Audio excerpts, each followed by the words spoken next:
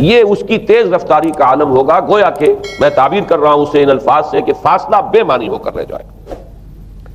اسی کے ضمن میں بعض اور روایات آئی ہیں۔ سواری جو ہے اس دجال کی، اس کو گدھے سے تعبیر کیا گیا ہے، اس لیے کہ ظاہر بات ہے اس دور میں اور کسی شے کا اگر تذکرہ کیا جاتا ہوائی جہاز کا یا راکٹس کا تو وہ تو لوگوں کی سمجھ میں نہ آتا، اور پہلے انہیں ساری سائنس پڑھانی پڑتی تب وہ الفاظ استعمال کرتے، لہذا وہ اس کا خچر، اس کا جس پر سواری ہوتی ہے، لیکن اس کی تیز رفتاری کے لیے الفاظ آئے ہیں کہ اس کا ایک قدم اگر مکے میں ہوگا تو دوسرا قدم شام میں جا کر پڑے گا، اور الفاظ یہ آئے ہیں کہ اس کے دونوں کانوں کے درمیان فاصلہ جو ہے وہ 40 باع کا یعنی 80 ہاتھ کا ہوگا۔ بلکہ حضرت علی رضی اللہ تعالیٰ عنہ کے خطبے میں جو اس کا بیان ہوا ہے، آج دجالی فتنے کے بارے میں کچھ باتیں آپ کے گوش گزار کروں گا۔ پہلی بات یہ نوٹ کیجئے کہ یہ روایات صحیح مسلم میں بھی ہیں، جامع ترمذی میں بھی ہیں، سنن ابی داود میں بھی ہیں، سنن ابن ماجہ میں بھی ہیں، سنن نسائی میں بھی ہیں، مسند احمد ابن حنبل میں بھی، یعنی یوں سمجھیے کہ صرف بخاری کو چھوڑ کر باقی صحاح ستہ کی تمام کتابوں میں اور بڑے جلیل القدر صحابہ سے یہ روایات ہیں۔ حضرت عبداللہ ابن عباس رضی اللہ تعالی عنہما حبر الامہ، حضرت عبداللہ ابن عمر رضی اللہ تعالی عنہما، حضرت ابو سعید خدری رضی اللہ تعالی عنہ، اور حضرت ابو الدرداء رضی اللہ تعالی عنہ، ان صحابہ سے ان کتب حدیث میں جو روایات مروی ہیں وہ یہ ہے کہ جو شخص دجالی فتنے سے محفوظ رہنا چاہے وہ سورہ کہف کی ابتدائی اور آخری آیات کی تلاوت کرے۔ بعض روایات میں تو صراحت ہے ابتدائی اور آخری، بعض میں مطلقاً فرمایا گیا کہ 10 آیات سورہ کہف کی انسان کو دجال کے فتنے سے محفوظ رکھ سکتی ہے۔ اس اعتبار سے جو تعلق ہے ان آیات کا دجالی فتنے کے ساتھ وہ گویا کہ احادیث صحیحہ سے ثابت ہے۔ نمبر 2 بات جو اب میں عرض کرنا چاہتا ہوں وہ یہ ہے کہ احادیث نبویہ ہی سے دجالی فتنے کے بارے میں جو باتیں ہمیں معلوم ہوتی ہیں وہ کیا ہے، دجال کے کیا اوصاف ہوں گے، کیا خصائص ہوں گے، دجالی فتنے کے کیا مظاہر ہوں گے، کیا آثار ہوں گے، کیا اثرات ہوں گے۔ اس کی وضاحت میں پہلے تو ایک بات نوٹ کر لیجئے، ایک ہے دجالی فتنہ، ایک ہے ایک شخص معین المسیح الدجال، ان دونوں میں فرق ہے۔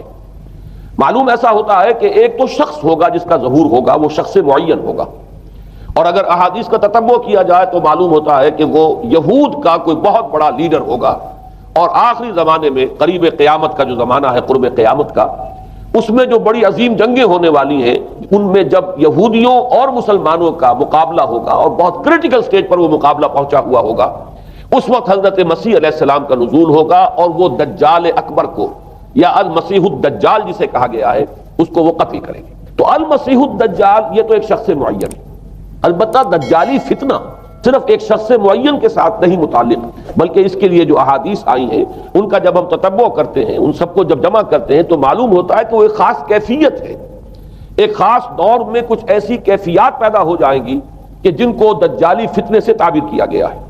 وہ کیفیات کیا ہیں، میں کچھ احادیث کے حوالے سے وہ میں نوٹ کر کے لایا ہوں، آج آپ کے سامنے رکھ رہا ہوں۔ پہلی بات یہ معلوم ہوتی ہے کہ اس دور میں، اس دجالی فتنے میں، انسان کو جو قواعد طبعیہ ہیں، جو قدرت کی طاقتیں ہیں، کائناتی قوتیں ہیں، ان پر غیر معمولی غلبہ، اختیار حاصل ہو جائے گا، اور وہ دجال متصرف ہوگا ان تمام قواعد طبعیہ پر، بالکل ایسے انداز میں جیسے کبھی انبیاء کرام علیہ السلام کو اللہ تعالیٰ معجزے عطا فرماتا ہے۔ وہ معجزے کہ جو اللہ تعالیٰ کے فضل و کرم سے اللہ کے رسولوں کو عطا ہوئے ہیں، گویا کہ وہ سب کی سب کیفیات ہیں کہ جو دجال کے بارے میں قرآن مجید یا احادیث نبویہ میں وارد ہوئی۔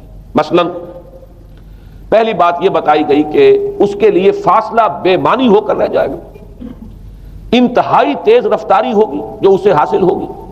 چنانچہ الفاظ یہ ہے کالغیث استدبرت الريح، وہ ایک ایسے طوفان کے مانند جو ہے وہ سیلاب آئے گا کہ جیسے کوئی بہت زوردار آندھی جو ہے اس کے ساتھ طوفان آیا کرتا ہے۔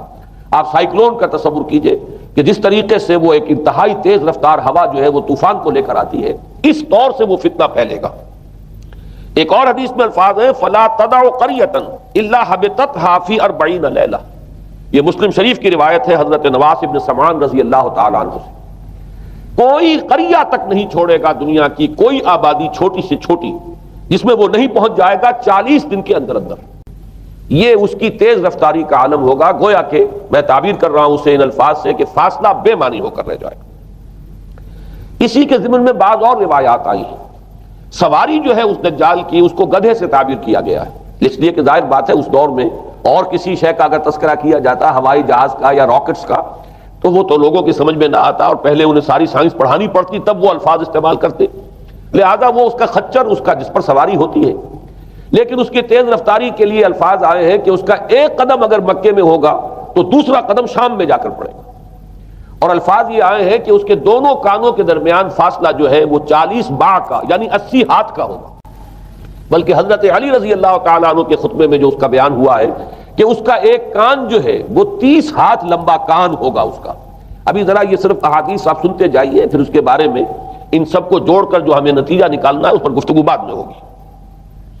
اسی طرح آواز کا معاملہ کہ اس کی آواز 4 دانگ عالم میں بیک وقت سنی جائے گی. الفاظ یہ ہے ینادی بصوت لہو یسمع لہو ما بین الخافقین، وہ ایک ایسی آواز کے ساتھ پکارے گا کہ جسے مشرق و مغرب کے مابین رہنے والا ہر شخص سنے گا. اس کی آواز جو ہے گویا کہ وہ تمام فاصلوں کے جو پردے ہیں اس کے لیے وہ حائل نہیں رہیں گے، بلکہ یہ کہ اس کی آواز جو ہے پوری دنیا میں مشرق و مغرب میں بیک وقت سنائی دے گی.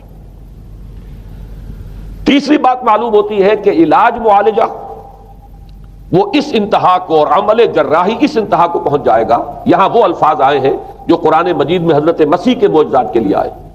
حضرت مسیح کے الفاظ جو ابرئ الاکمہ والابرص کہ میں مادر ذات اندھے کو اور جو کوڑھ کا مرض تو ان دونوں کو میں ٹھیک کر دیتا ہوں. حضرت مسیح علیہ السلام صرف ہاتھ پھیرتے تھے اور مادر ذات جو نابینا ہے اندھا بینائی اس کی آ جاتی تھی اور کوڑھی جو ہے اس کے جسم پر ہاتھ پھیرتے تھے اس کا کوڑھ درست ہو جاتا. ابرئ الاکمہ والابرص وہی الفاظ آئے حدیث میں کہ دجال کو یہ قدرت حاصل ہو جائے گی. نمبر 2 یہ کہ وہ یحیی الموتیٰ، جیسے کہ حضرت مسیح کے الفاظ ہیں وہ یحیی الموتیٰ، میں زندہ کرتا ہوں مردے کو.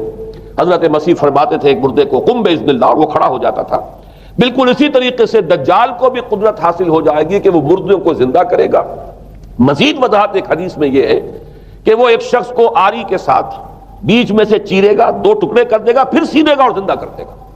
معلوم یہ ہوا کہ علاج معالجے کا علم اور دوسرے یہ کہ جراحی کا علم جو ہے وہ اپنی ان بلندیوں کو پہنچے گا کہ اس حد تک انسان کی رسائی ہو جائے گی.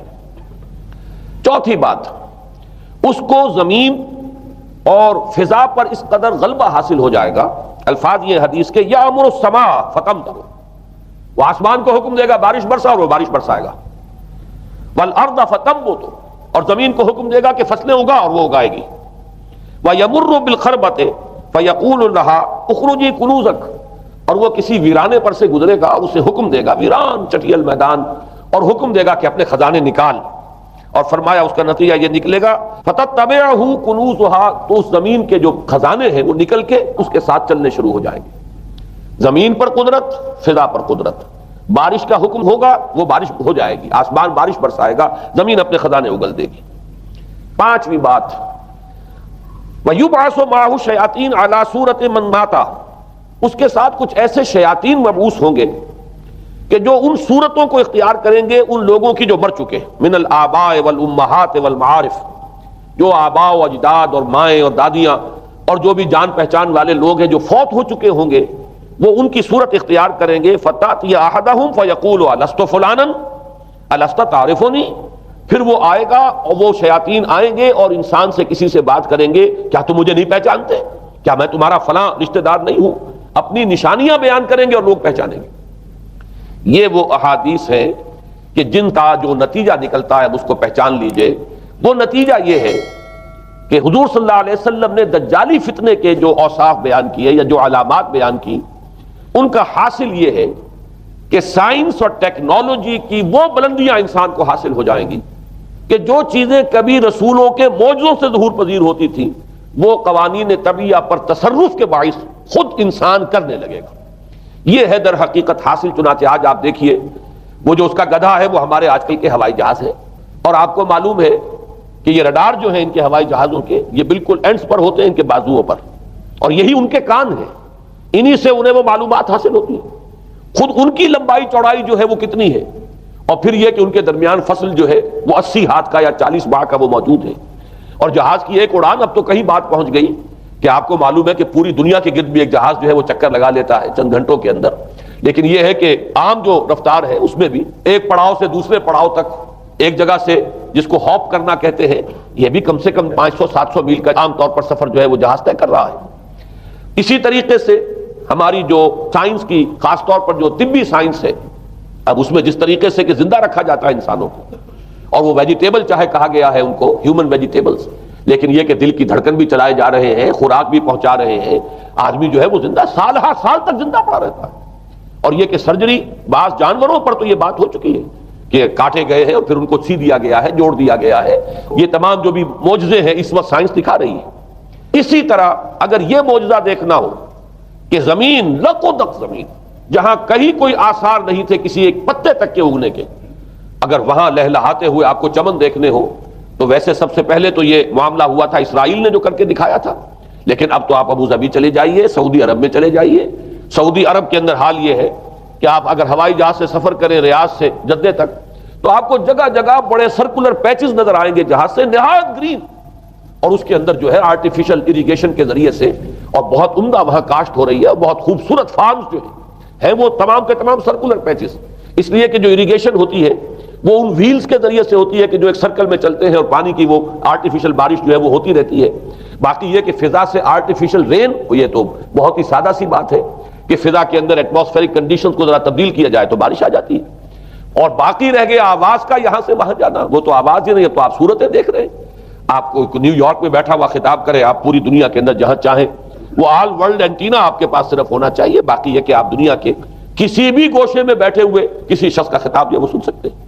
تو معلوم یہ ہوا کہ در حقیقت یہ جو دجالی فتنہ ہے، یہ جس کے اوصاف جو بیان کیے گئے، ابھی میں اس کو لفظ فتنہ سے تعبیر نہیں کر رہا، اسے جس چیز نے فتنہ بنایا وہ ابھی میں آپ سے عرض کروں گا، لیکن یہ جتنے اوصاف حدیث میں آئے، جتنی صفات بیان ہوئی ہیں، جو کوائف وہاں سامنے آ رہے ہیں، ان سب کا حاصل تو ایک لفظ میں یہ ہے کہ سائنٹیفک ڈیولپمنٹ اور ٹیکنالوجیکل ڈیولپمنٹ وہ اس درجے کی ہو جائے گی کہ قواعد طبیعیہ پر، فورسز آف دی نیچر پر انسان کو تصرف اور تسلط حاصل ہو جائے گا اور وہ انہیں استعمال کرے گا، اور اس طریقے سے اس کے اندر وہ ساری کی ساری کیفیات جیسے کہ آج ہم دیکھ رہے ہیں اپنی نگاہوں کے سامنے وہ پیدا ہو جائے گی۔ اب سوال یہ ہے کہ اس شے کو فتنہ کس چیز نے بنایا، یہ بات سمجھ لیجیے۔ جہاں تک سائنسی ترقی کا تعلق ہے، تکنیکی ترقی کا تعلق ہے، یہ چیزیں فی الاصل فتنہ نہیں ہے، یہ تو وہ علمہ آدم الاسماء کلہا کا ظہور ہے۔ اللہ تعالیٰ نے ازل میں حضرت آدم علیہ السلام کو جو صلاحیت عطا فرما دی تھی، یہ ایکسفولیشن ہے اس کا ظہور ہے۔ جیسے کہ آم کی گٹھلی میں آم کا درخت ہے، لیکن ظاہر بات ہے کہ اس کو درخت بننے میں وقت لگتا ہے، پہلے وہ 2 پتے نکلتے ہیں، پھر وہ بڑھتا ہے معاملہ، کئی سال میں جا کر وہ درخت جو ہے وہ جوان ہوگا، وہ پھل دے گا۔ اسی طریقے سے یوں سمجھیے کہ بالقوہ وہ علم حضرت آدم علیہ السلام کو دے دیا گیا، یعنی وہ صلاحیتیں ودیت کر دی گئیں، وہ فیکلٹیز، سمع اور بصر اور فؤاد، دیکھو سنو نتیجہ نکالو اور آگے بڑھو۔ آپ نے چیز دیکھی، ایک سنی، نتیجہ نکالا، اس کو نوٹ کیا، آگے بڑھے، پھر کوئی چیز دیکھی، پھر کوئی سنی، اپنے سابق جو نتیجہ آپ نے نکال کر محفوظ کیا تھا اپنی میموری میں، اس کے ساتھ اس کو ٹیلی کیا، کوئی اور نتیجہ نکل آیا اور آگے بڑھے۔ تو یہ تو سٹیپ بائی سٹیپ، قدم با قدم انسانی علم آگے بڑھ رہا ہے۔ یہ ہرگز فتنہ نہ ہوتا، میرے الفاظ پر توجہ کیجئے، اگر اس کے ساتھ متوازن طور پر ایمان اور روحانیت کا ارتقا بھی ہوتا رہتا، اگر اس کے ساتھ اللہ کی معرفت، اللہ کی محبت، آخرت کا ایمان، منزل انسان کی جو ہے وہ آخرت ہے، دنیا نہیں ہے، اگر یہ چیزیں ساتھ کے ساتھ ہوتی تو یہ ہرگز فتنہ نہیں۔ فتنہ در حقیقت اسے جس نے بنایا ہے وہ یہ ہے کہ کچھ ایسے اسباب ہوئے ہیں، اور وہ اسباب آج مجھے بیان کرنے کہ در حقیقت موجودہ عیسائیت اس کا سب سے بڑا سبب ہے۔ اس کے نتیجے میں ایک بہت بڑا گیپ ہے، اپالنگ گیپ ہے، بڑا مہیب خلا ہے، بڑی وسیع خلیج ہے جو حائل ہو چکی ہے کہ ایمان اور روحانیت ختم ہوتے چلے گئے اور یہ ٹیکنیکل اور سائنٹیفک ڈیولپمنٹ بڑھتی چلی گئی۔ ان دونوں کے درمیان جو مہیب خلا پیدا ہوا ہے اس نے اسے فتنہ بنا دیا ہے، اور عظیم ترین فتنہ بنا دیا ہے۔ ورنہ اگر اس کے ساتھ ہی اللہ پر ایمان، آخرت پر ایمان، اور انسان کے اندر ایمانی کیفیات، اس کی روحانی کیفیات اگر یہ بھی برقرار رہتی، بلکہ اس کے ساتھ متوازن طور پر ان کو ترقی کرنا چاہیے تھی، تو یہ ہرگز فتنہ نہیں ہے۔ تو پہلی بات یہ سمجھ لیجئے کہ اگرچہ دجالی فتنے کے جو صفات، اس کے اوصاف، اس کی علامات، اس کے مظاہر جو بھی حدیث کے ذریعے سے ہمیں معلوم ہے، جس کا میں نے ابھی آپ کے سامنے تذکرہ کیا، وہ سب در حقیقت تعبیر ہے اس دور کا جو محاورہ ہے، اس دور کی جو زبان ہے، اس دور میں جن الفاظ سے گفتگو کی جا سکتی تھی، اس دور کے ایڈیم میں آج کی جو سائنٹیفک اور ٹیکنالوجیکل ترقی ہے گویا کہ اس کی تعبیر کی گئی ہے کہ وہ دجالی فتنہ ہوگا. لیکن اس شے کو فتنہ بنانے والی شے در حقیقت یہ ہے کہ ایک بہت بڑی خلیج حائل ہو چکی ہے ایمان اور روحانیت اور دوسری طرف سائنٹیفک اور ٹیکنالوجیکل ڈیولپمنٹ میں. ان دونوں کے درمیان اتنا بودھ اور فصل پیدا ہو گیا ہے کہ جس کی وجہ سے اس نے فتنے کی شکل اختیار کی. اس کا سبب کیا ہے آج ہمیں اس پر غور کرنا ہے. دیکھیے حضرت مسیح علیہ السلام کا دین، اور جیسا کہ میں نے عرض کیا ہے سورہ کہف کے پہلے رکوع میں تذکرہ انہی کا ہو رہا ہے. وَيُنذِرَ الَّذِينَ قَالُوا اتَّخَذَ اللَّهُ وَلَدًا مَا لَهُم بِهِ مِنْ عِلْمٍ وَلَا لِآبَائِهِمْ كَبُرَتْ كَلِمَةً تَخْرُجُ مِنْ أَفْوَاهِهِمْ يَقُولُونَ إِلَّا كَذِبًا فَلَعَلَّكَ بَاخِعٌ نَفْسَكَ عَلَىٰ آثَارِهِمْ إِن لَّمْ يُؤْمِنُوا بِهَٰذَا الْحَدِيثِ أَسَفًا. ان آیات کا پہلے ترجمہ آپ سن لیجئے. جو پہلی آیات ہے ان کا ترجمہ ہم کر چکے ہیں. کل حمد اس اللہ کے لیے ہے جس نے اپنے بندے پر کتاب نازل فرمائی اور اس میں کوئی کجی نہ رکھی، جو بالکل سیدھی ہے اور خبردار کرتی ہے ایک ایسی بڑی عظیم اور مہیب جنگ سے کہ جو خاص اللہ کی طرف سے ہوگی، اور بشارت دیتی ہے مومنین کو جو نیک عمل کریں کہ ان کے لیے بہت بڑا اور بہت عمدہ اجر ہے. ماکثین فیہ ابدا، وہ اس میں رہیں گے ہمیشہ ہمیش. وَيُنذِرَ الَّذِينَ قَالُوا اتَّخَذَ اللَّهُ وَلَدًا، اب دوہرا کر بات آئی اور تاکہ خبردار کر دے ان کو جنہوں نے یہ کہا کہ اللہ نے کسی کو اپنا بیٹا بنایا. ما لهم به من علم، نہیں ہے ان کے پاس اس کے بارے میں کوئی علم. ولا لآبائہم، نہ ان کے آباء و اجداد کے پاس کوئی علم تھا. کوئی عقلی دلیل نہیں، کوئی اللہ کی اتاری ہوئی کسی کتاب میں، اللہ کے اتارے ہوئے کسی صحیفے میں اس کے لیے سند نہیں. ولا لآبائہم کبرت کلمۃ تخرج من افواہہم، بہت بڑی بات ہے کہ جو نکل رہی ہے ان کے منہوں سے. ان یقولون الا کذبا، نہیں بول رہے یہ، نہیں کہہ رہے یہ مگر جھوٹ. فَلَعَلَّكَ بَاخِعٌ نَفْسَكَ عَلَىٰ آثَارِهِمْ، تو اے نبی صلی اللہ علیہ وسلم شاید کہ آپ اپنے آپ کو ہلاک کر لیں گے ان کے آثار پر. یہ آثار کے لفظ کو میں ابھی جو کٹو رکھ رہا ہوں، بعد میں اس کی وضاحت کروں گا. إِن لَّمْ يُؤْمِنُوا بِهَٰذَا الْحَدِيثِ أَسَفًا، اگر یہ لوگ ایمان نہ لائے اس حدیث پر، یہ حدیث قرآن، اس پر اگر یہ ایمان نہ لائے، جیسے کہ وہاں فرمایا گیا تھا اگر رحمت خداوندی میں داخل ہونا ہے اے بنی اسرائیل تو یہ شاہدرہ ہے رحمت خداوندی کا قرآن حکیم، آؤ اور داخل ہو جاؤ. یہاں پر ان عیسائیوں کو متنبہ کیا جا رہا ہے اگر وہ اس حدیث پر، یہ حدیث اللہ، اللہ کی کتاب، احسن الحدیث کتاب متشابہہ فبأی حدیث بعدہ یؤمنون، اگر اس اللہ کی حدیث پر، اللہ کی کتاب پر یہ ایمان نہ لائے تو جو ان کے آثار ہوں گے، جو نتائج نکلیں گے ان پر اے نبی شاید کہ آپ اپنے آپ کو صدمے اور رنج اور غم سے ہلاک کر لیں. یہ ہے در حقیقت وہ آیات کے جن میں تذکرہ ہو رہا ہے عیسائیت کا. لیکن عیسائیت سے مراد کیا ہے اسے سمجھیے. حضرت مسیح علیہ السلام کا دین تو بعین ہی وہی دین تھا جو دین آدم سے لے کر محمد تک صلی اللہ علیہ وسلم وعلیہ الصلاۃ والسلام جتنے انبیاء آئے ہیں ان کے دین میں کوئی فرق نہیں تھا. دین توحید وہی ایمان، البتہ شرائع کے اندر، شریعتوں میں کچھ تفصیلی احکام میں فرق ہوا ہے. شریعت موسوی اور شریعت محمدی میں علی صاحب الصلاۃ والسلام تھوڑا تھوڑا فرق ہے. دین ایک ہی ہے. شرع لکم من الدین ما وصى به نوحا والذی اوحینا الیک وما وصینا به ابراہیم وموسیٰ وعیسیٰ. دین میں تو ہم نے وہی شے تمہارے لیے بھی معین کی ہے مسلمانوں کہ جس کی کہ ہم نے نوح کو وصیت کی تھی اور جس کی کہ ابراہیم کو اور موسیٰ کو اور عیسیٰ کو وصیت کی. دین ایک ہے. ان الدین عند اللہ الاسلام. تو دین مسیحی بھی وہی تھا بعین ہی جو دین محمدی ہے اور دین موسوی ہے صلی اللہ علیہ وسلم علیہ الصلوۃ والسلام. البتہ حادثہ جو نہایت عظیم پیش آیا ہے اور وہ یہ ہے کہ پال، ساؤل اس کا نام تھا پہلے، جس نے کہ اپنی زندگی میں حضرت مسیح علیہ السلام جب تک موجود تھے دنیا میں شدید انہیں تکلیفیں پہنچائیں، شدید ایذائیں پہنچائیں، ان کی مخالفت پر کمر بستہ رہا. لیکن اس کے بعد جب انہیں اٹھا لیا گیا، یا عیسائیوں کے عقیدے کے مطابق وہ سولی دیے گئے، اور اس کے بعد ان کا عقیدہ بھی یہ ہے کہ سولی پانے کے بعد پھر وہ زندہ ہو کر آسمان پر چلے گئے. جبکہ ہم یہ سمجھتے ہیں اور ہمارا ایمان ہے کہ انہیں سولی دی نہیں گئی بلکہ انہیں تو پہلے ہی اٹھا لیا گیا تھا، ان کی جگہ کوئی اور ہے. انجیل برنباس نے یہ بات بالکل واضح کر دی کہ در حقیقت وہی حواریین میں سے جس نے کہ غداری کی تھی اور پکڑوایا تھا، مخبری کی تھی، وہی ہے جس کی شکل بنا دی گئی تھی حضرت مسیح علیہ السلام کے جیسی مانند، اور وہ شخص ہے کہ جو سولی چڑھا ہے. بہرحال عیسائیت اس وقت کی جو اس کا عقیدہ ہے اور جو ہمارا عقیدہ اور ایمان ہے، ان دونوں کی روح سے حضرت مسیح علیہ السلام آسمان پر اٹھا لیے گئے. اس کے بعد اس نے دین مسیحی میں نقب لگانے کے لیے، جو دین مسیح اصل دین اسلام تھا، اس کو کرپٹ کرنے کے لیے، ڈسرپٹ کرنے کے لیے، اس میں نقب لگانے کے لیے اس نے اپنے ایک مکاشفے کا ذکر کیا کہ میں آ رہا تھا سفر میں کہ مجھے حضرت مسیح نظر آئے ہیں آسمانوں میں اور انہوں نے مجھے کہا ہے کہ اے ساؤل تو مجھے کیوں ستاتا ہے اور تو اب فلاں جگہ جا اور میرے نام سے نبوت کر۔ اس کے بعد اس نے لبادہ اوڑھا عیسائیت کا، اور اس نے آ کر جس طرح عبداللہ ابن سبا نے محمد الرسول اللہ صلی اللہ علیہ وسلم کے دین میں نقب لگائی، اسی طریقے سے اس شخص نے دین مسیحی میں نقب لگائی۔ فرق یہ ہے کہ دین محمدی صلی اللہ علیہ وسلم چونکہ یہ آخری دین تھا، اب کوئی اور رسول آنے والا نہیں تھا، اللہ تعالیٰ کی طرف سے اس دین کو، اس شریعت کو ایک پروٹیکشن حاصل ہے، لہذا ایک جزو کی حد تک گمراہی جو ہے پھیل سکی، کل پر محیط نہیں ہوئی۔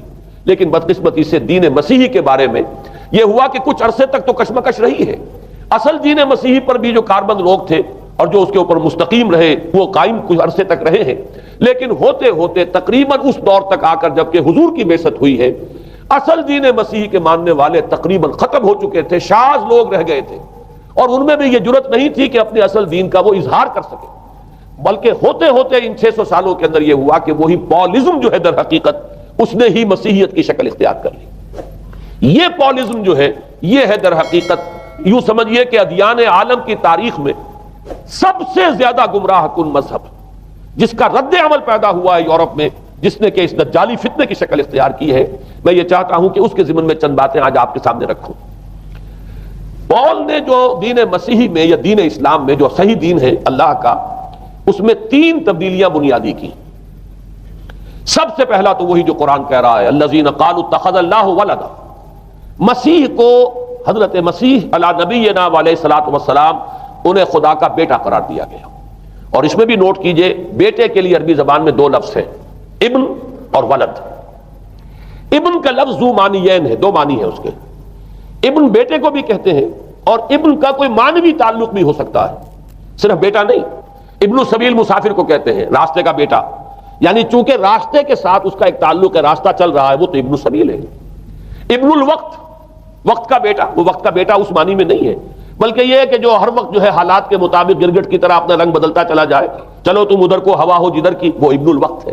تو ابن الوقت اسی طریقے سے جو میں نے دوسری مثال دی ہے، ان کو اگر آپ سامنے رکھیں گے تو معلوم یہ ہوا کہ ابن کے تو دونوں معنی ہو سکتے ہیں، لیکن ولد یہ بالکل مخصوص ہے اولاد کے معنی میں۔ ولد یہ تو گویا کہ صلبی اولاد، اور عیسائیت وہ ہے مذہب کہ جس نے کہ بدترین شرک کی صورت اختیار کی ہے، اور ان کے ہاں عقیدے میں یہ الفاظ ہیں کہ مسیح اللہ کا، خدا کا صلبی بیٹا ہے، تاکہ کوئی شک نہ رہ جائے کہ کوئی اور نسبت ہے جسے ابن سے تعبیر کیا گیا، کوئی اور تعلق ہے جس کے لیے یہ لفظ اختیار کیا گیا، صلبی کا لفظ استعمال کیا گیا ہے کہ یہ خدا کا صلبی بیٹا ہے۔ اور یوں سمجھیے اب اس کا جو نتیجہ نکلا کہ بیٹا اگر کسی کا ہے تو ظاہر بات ہے کہ وہ ہم جنس ہے، ہم نوع ہے اپنے باپ کا۔ انسان کا بیٹا انسان ہوگا، سید زادہ جو ہے سید کا بیٹا سید ہوگا، مغل کا بیٹا مغل ہوگا، گھوڑے کا بیٹا گھوڑا ہوگا، گدھے کا بیٹا گدھا ہوگا۔ معلوم یہ ہوا کہ بعین ہی جو کچھ باپ ہوتا ہے وہی بیٹا ہوتا ہے۔ لہذا اس لفظ نے در حقیقت شرک کی بدترین صورت اختیار کی کہ بالکل اللہ کے برابر، اللہ کا ہم نوع، گویا کہ بدترین شرک جو ہے شرک فی الذات ہے، اور شرک فی الذات کی بدترین صورت یہ ہے کہ جو عیسائیت میں آئی ہے کہ حضرت مسیح علیہ السلام کو اللہ کا صلبی بیٹا قرار دیا گیا۔ اب اس کے نتیجے میں چونکہ ظاہر بات ہے کہ آخر بائبل بھی موجود تھی، اس بائبل کو ایک دم کیسے ختم کر دیتا سینٹ پال کہیں یا بہرحال میں تو لفظ سینٹ اس کے ساتھ استعمال نہیں کرنا چاہتا، لیکن چونکہ ہمیں یہ ہدایت ہے قرآن مجید کی بھی کہ جو باطل معبود بنا لیے جاتے ہیں انہیں بھی ہم کوئی ان کے لیے توہین والے الفاظ استعمال نہ کریں، لہذا میں یہ لفظ استعمال کر رہا ہوں، ورنہ جی تو چاہتا ہے کہ کوئی اور لفظ اس کے لیے استعمال کیا جائے۔ لیکن جو بھی اس وقت دنیا میں اس کا معروف نام ہے پال، سینٹ پال، تو اس نے چونکہ ظاہر بات ہے کہ پوری بائبل کو کیسے ختم کر دیتا، ایک دم تورات کو کیسے ختم کر دیتا؟ تورات تو آج تک چلی آ رہی ہے بائبل کے ساتھ ملی ہوئی، the old testament, the new testament, یہ دونوں مل کر بائبل بنتی ہے۔ لہذا اب گورکھ دھندا بنانا پڑا انہیں، وہ تسلیس والا گورکھ دھندا، 3 میں 1 1 میں 3، توحید بھی ہے تسلیس بھی ہے، 3 میں 1 1 میں 3، اور یہ وہ شے ہے کہ جس نے عقیدے کا تعلق عقل سے منقطع کر دیا۔ اس سے سمجھ میں آنے والی بات ہے، 3 میں 1 1 میں 3 ایک گورکھ دھندا ہے۔ نتیجہ انہوں نے یہ نکالا کہ ڈوگما در حقیقت اس کا عقل سے کوئی تعلق نہیں، ڈوگما بس عقیدہ ہے، اور اس عقیدے ہی کے اوپر سارے دین کی بنیاد ہے، باقی وہ عقل میں آئے نہ آئے، عقل کے لیے قابل قبول ہو یا نہ ہو۔ یہ بات اچھی طرح سمجھ لیجئے کہ اگرچہ ہمارے ہاں بھی ہم بھی یہ بات کہتے ہیں کہ بہت سے حقائق جو ہے کائنات کے وہ ایسے ہیں کہ جن تک عقل کی رسائی نہیں ہے، اس کے لیے ہم مجبور ہیں، محتاج ہیں وحی کی ہدایت کے، لیکن دو چیزوں میں فرق کیجئے، ایک ہے عقل سے ماورا ہونا اور ایک ہے عقل کے خلاف ہونا. ان دونوں چیزوں میں زمین و آسمان کا فرق ہے. ایک وہ حقائق ہے کہ جو عقل از خود ان تک رسائی حاصل نہیں کر سکتی، لیکن جب وہ سامنے آتے ہیں تو عقل تسلیم کرتی ہے کہ ہاں یہ بات سمجھ میں آتی ہے. ایک وہ چیزیں ہیں کہ جن کو عقل تسلیم نہیں کرتی. تو ایک ہے مخالف عقل، ایک ہے ورائے عقل. ان دونوں میں زمین و آسمان کا فرق ہے. ہمارے دین میں تو عقل کو اپیل کیا گیا ہے، لعلکم تعقلون، لعلہم یعقلون، اولو الالباب الذین یعقلون. اب ظاہر بات ہے کہ عقل کو ہاتھو برہانکم ان کنتم صادقین، لاؤ دلیل اپنی. تو دلیل سے عقل سے اپیل کی گئی. اور اس میں وہ رشتہ جو میں نے کئی مرتبہ بیان کیا علامہ اقبال کے اشعار کے حوالے سے، کہ عقل گو آستاں سے دور نہیں، اس کی قسمت میں پر حضور نہیں. اور گزر جا عقل سے آگے کہ یہ نور چراغ راہ ہے، منزل نہیں ہے. منزل تک تو عقل نہیں پہنچائے گی لیکن راستہ تو دکھاتی ہے. اور جب کہ وحی کی روشنی سامنے آتی ہے تو عقل اس کی تصدیق کرتی ہے. یہ ہے ہمارا موقف اور یہ ہے عقلی معقول موقف. لیکن عیسائیت نے، بلکہ کہنا چاہیے پالزم نے، مجھے یہاں پر لفظ عیسائیت اب استعمال کرنا نہیں چاہیے اس لیے کہ حضرت عیسیٰ سے اب اس کی نسبت نہیں رہی. حضرت عیسیٰ سے اس کی نسبت جو ہے یہ مس نومر ہے، یہ غلط نام ہے. دی 100 کا مصنف جو ہے ڈاکٹر مائیکل ہارٹ، اس نے یہ بہت بڑی بات کہی. اس نے کہا در حقیقت موجودہ جو عیسائیت ہے اسے پالزم کہنا چاہیے. یہ پالزم ہے، کرسچینٹی نہیں. اس لیے کہ در حقیقت حضرت مسیح علیہ السلام کی تعلیم جب تک وہ دنیا میں تھے وہ یہ نہیں تھی کہ جو پال نے دی. البتہ اس نے پال کو بہت بڑا شخص مانا، اس میں کوئی شک نہیں، اس لیے کہ اس شخص نے تاریخ کے ایک دھارے کا جو ہے وہ رخ موڑ دیا ہے. اللہ تعالیٰ کے صحیح دین کو گویا کہ قلع قمع کر کے ایک نیا دین اس طریقے سے پھیلایا ہے کہ آج بھی شاید دنیا میں کثیر ترین تعداد عیسائیت ہی کے نام لیواؤں کی ہے، واللہ عالم، یا شاید گوتم بدھ کے ماننے والوں کی ہے. بہرحال یہ کہ بہت بڑی تعداد میں آج حضرت مسیح علیہ السلام کی طرف جو منسوب ہے غلط طور پر دین، اس کے نام لیوا دنیا میں ہے. اس اعتبار سے وہ یقیناً اس کا تو حق رکھتا ہے کہ اس کا نام بھی اس کتاب میں آئے کہ جس نے تاریخ کے اوپر اثرات اپنے پیدا کیے. اور حضرت مسیح علیہ السلام جب تک دنیا میں تھے، عیسائیت کی حقیقت بنی اسرائیل یا یہودیت کے ایک فرقے سے زیادہ نہیں تھی. ڈیٹیچ نہیں ہوا تھا یہ دین حضرت موسیٰ علیہ السلام کے دین سے. لیکن یہ کہ پال نے اسے بالکل ایک مستقل بذات ایک جدا گانا دین کی شکل دے دی ہے، تو یہ پالزم ہے. پالزم نے در حقیقت سب سے پہلا کام یہ کیا کہ عقل سے بالکل تعلق منقطع کر دیا. عقیدہ، ڈوگما جو ہے وہ خلاف عقل، جو بات عقل میں آئے نہ آئے بس مان لی. تو پہلی تو یوں سمجھیے کہ نقب جو لگی ہے دین کے اندر وہ اس تسلیس کے حوالے سے، اور تسلیس کا گورکھ دندہ خلاف عقل. لہذا ڈوگما کی جو کا لفظ جو استعمال ہوا ہے کہ بس اس کو تو ہم مانیں گے چاہے وہ عقل کے لیے قابل قبول ہو چاہے نہ ہو.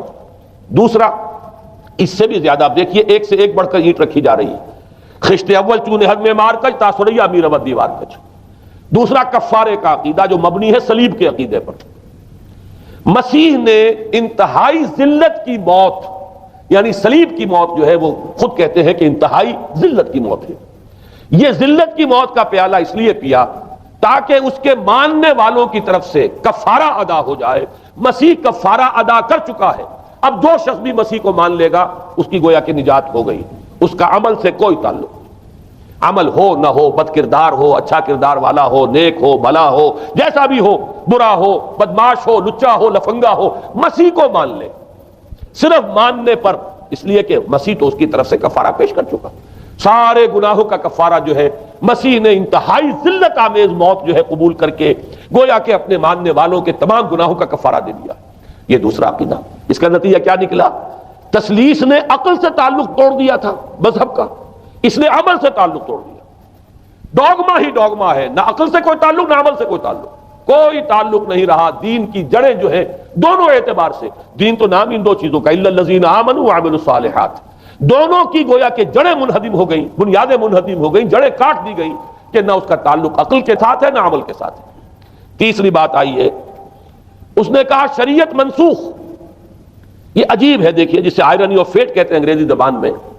ابھی تک بائبل کے اندر سینٹ میتھیو کے جو روایت ہے، متی کی انجیل جسے کہا جاتا ہے، gospel of the lord according to saint Matthew, اس میں جو سرمن آف دی ماؤنٹ ہے، ایک واعظ ہونے کے اعتبار سے واقعتاً میں اس کی عظمت کا بڑا قائل ہوں. عظیم ترین واعظ ہے دنیا کا.